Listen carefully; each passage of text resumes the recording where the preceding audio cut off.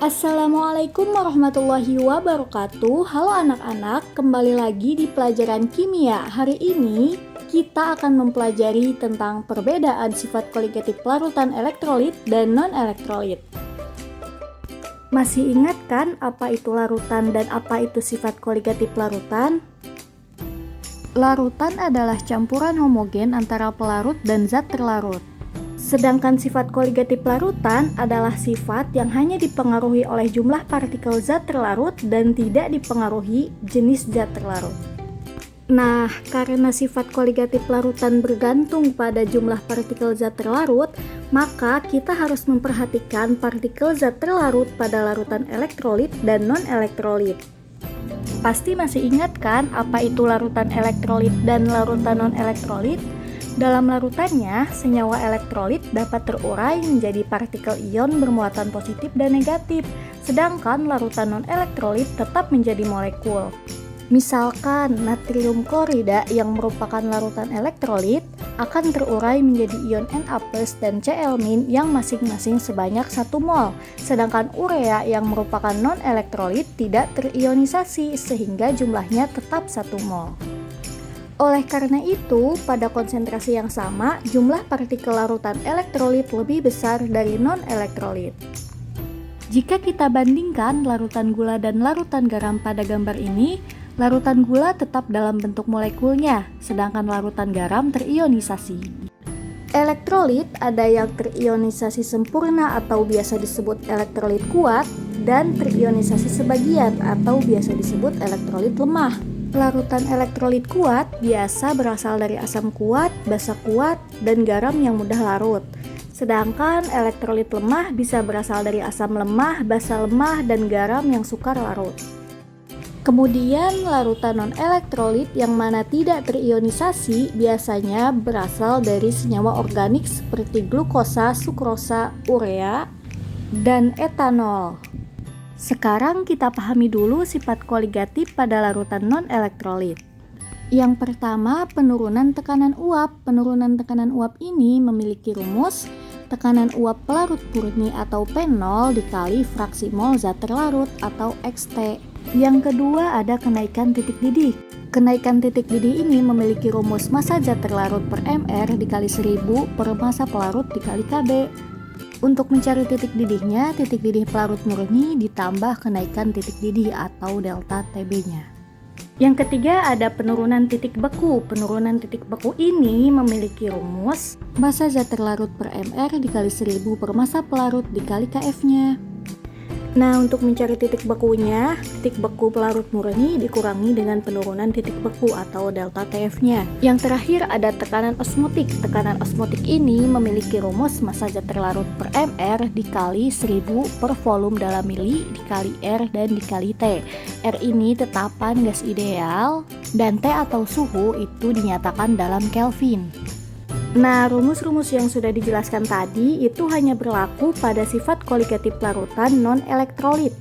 Untuk sifat koligatif larutan elektrolit, perlu adanya faktor perkalian yang dikenal dengan faktor Van Hoff, yang dilambangkan dengan I. Untuk mencari faktor Van Hoff-nya, dapat menggunakan rumus I sama dengan 1 ditambah N dikurangi 1 dikali alfa. N di sini menyatakan jumlah ion. Contohnya NaCl dalam air terionisasi menjadi 1 ion Na+ dan 1 ion Cl-, sehingga jumlah ion N sama dengan 2. CaCl2 dalam air terionisasi menjadi 1 ion Ca2+ dan 2 ion Cl-, sehingga jumlah ionnya adalah 3. FeOH3 terionisasi menjadi Fe3+ dan 3OH- sehingga N-nya sama dengan 4. Sedangkan alfa merupakan derajat ionisasi yang menyatakan banyaknya zat yang mengion dalam larutan. Larutan elektrolit kuat, lemah, dan non-elektrolit memiliki derajat ionisasi yang berbeda-beda. Nah, karena adanya faktor Van Hoff ini, rumus dari sifat koligatif larutan elektrolit menjadi berbeda. Untuk rumus yang berkaitan dengan penurunan tekanan uap, jika kita jabarkan fraksi molnya, maka pada bagian mol zat terlarut yang merupakan senyawa elektrolit perlu dikalikan dengan faktor Van Hoff. Kemudian untuk masing-masing rumus kenaikan titik didih, penurunan titik beku, dan tekanan osmotik pada larutan elektrolit perlu dikalikan dengan faktor Van Hoff.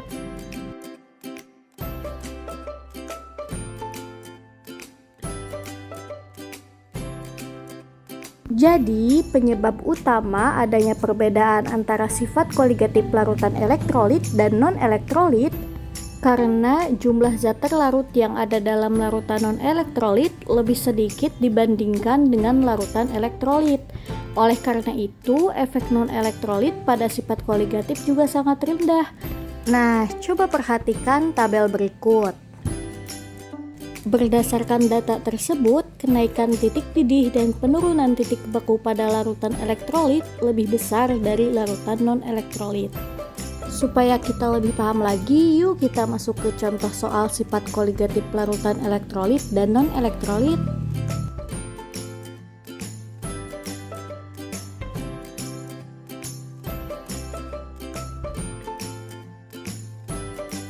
Larutan asam sulfat termasuk asam kuat sehingga tergolong larutan elektrolit.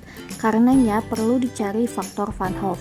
Larutan asam sulfat akan terionisasi menjadi 2 ion H+ dan 1 ion sulfat sehingga jumlah ionnya adalah 3. Jika dimasukkan ke rumus faktor Van Hoff, 1 ditambah N yang mana N-nya 3 dikurangi 1 dikali alfa, yakni alfanya itu 0,9 sehingga faktor Van Hoff-nya adalah 2,8. Untuk mencari titik didih larutan karena merupakan larutan elektrolit, maka dikalikan dengan faktor Van Hoff atau I.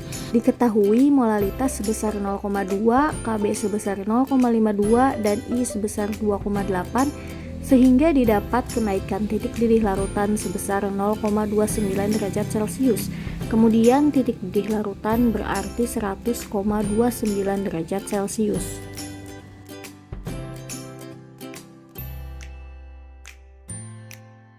Soal kedua ini membahas tentang titik beku. Karbohidrat termasuk non-elektrolit. Nah, untuk mencari titik beku, kita menggunakan rumus penurunan titik beku larutan. Pada soal sudah diketahui massa terlarut, Mr serta Kf air.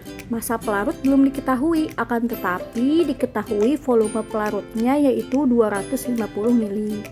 Untuk itu, kita mencari massa pelarut dengan mengkalikan volume dengan massa jenis, sehingga didapat massa pelarut sebanyak 250 gram. Setelah itu, kita masukkan data ke dalam rumus, maka didapat penurunan titik beku sebanyak 0,372 derajat Celcius, sehingga titik beku larutannya adalah min 0,372 derajat Celcius.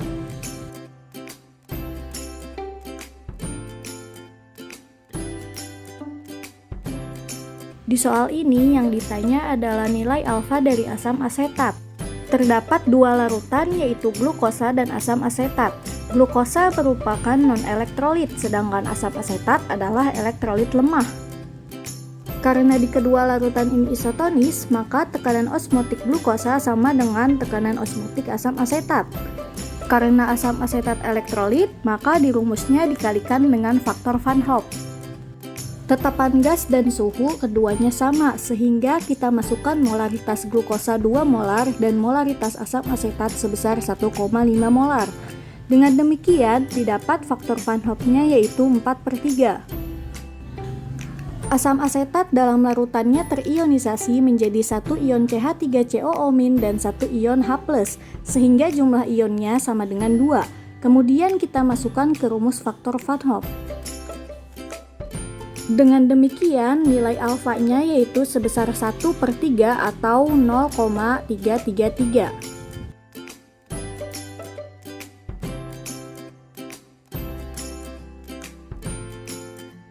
Soal yang terakhir ini mencari tekanan uap larutan dengan rumus P sama dengan P0 dikali XP.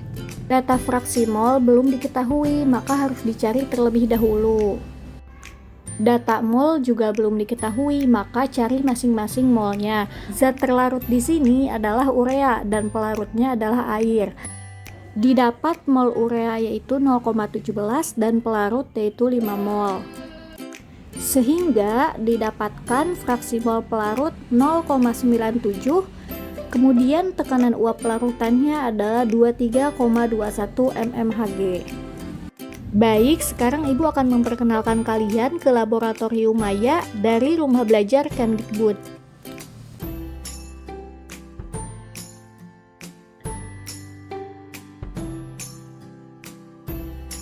Nah, nanti akan ada tampilan seperti ini ya. Di sini ada banyak percobaan yang bisa kalian lakukan. Sekarang kita akan coba yang titik didih larutan ya.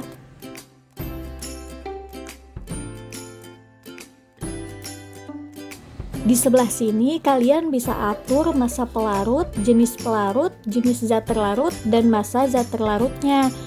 Ketika kita memilih jenis zat terlarutnya, akan otomatis muncul rumus kimia dan tetapan molekul relatif dari zat tersebut.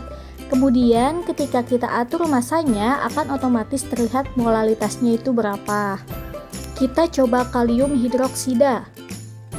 Kita mulai panaskan ya larutannya. Ketika dalam proses pemanasan, di sebelah sini akan terlihat kenaikan suhunya.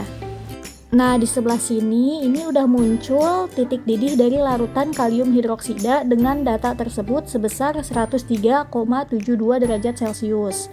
Sekarang kita coba latihan soal ya. Di soal ini diketahui massa zat terlarutnya 197 gram dan massa pelarutnya 444 gram.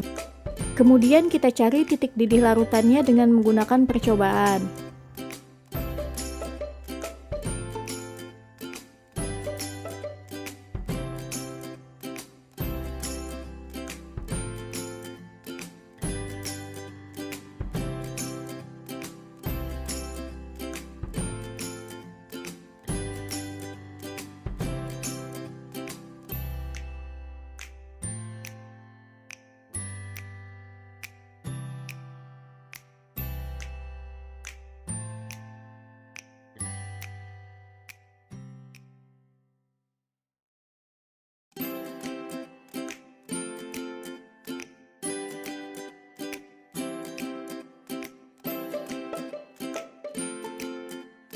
Nah, dengan penjelasan tersebut, semoga anak-anak semua bisa paham ya. Untuk mengetahui sejauh mana kalian paham, silahkan kerjakan tugas berikut. Untuk nomor 1 ini, ada poin A dan poin B, silahkan kalian lakukan percobaan dengan menggunakan laboratorium Maya yang telah Ibu jelaskan. Penerapan sifat koligatif dalam kehidupan sehari-hari, contohnya pada saat musim salju itu mengganggu jalan sehingga orang-orang menggunakan garam dapur untuk mencairkan salju, gunanya untuk menurunkan titik beku. Selanjutnya penggunaan cairan pendingin untuk membuat es krim. Cairan pendinginnya itu menggunakan garam dan es batu. Semoga video ini bermanfaat ya. Wassalamualaikum warahmatullahi wabarakatuh.